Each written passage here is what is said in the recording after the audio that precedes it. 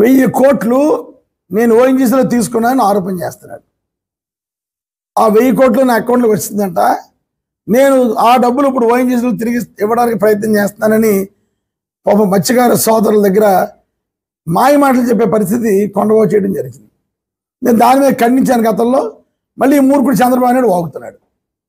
అందుకనే కరెక్ట్గా సమాచారం లేకుండా నేను మాట్లాడకూడదని ఓఎన్జీసీ వాళ్ళు నేను రైట్ ఇన్ఫర్మేషన్లో ఇలా నా మీద పలానా వ్యక్తి కొండబాబు అన్నవాడు నా మీద ఆరోపణలు చేశాడు, ఈ ఆరోపణలు మీ దగ్గర ఏమన్నా ఆధారాలు ఉంటే ఇవ్వండి ఓఎన్జీసీని అడిగాను.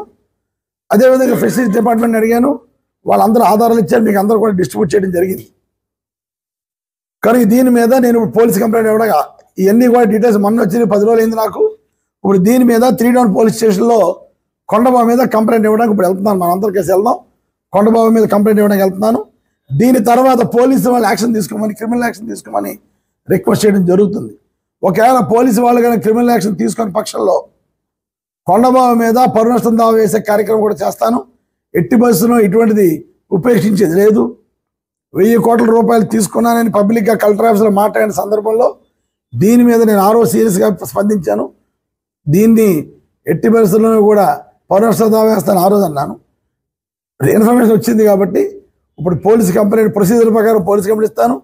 పోలీసు కంప్లైంట్ తర్వాత పరువు నష్టం దావా కూడా వేస్తాను. ఈ సందర్భంగా తెలియజేసుకుంటూ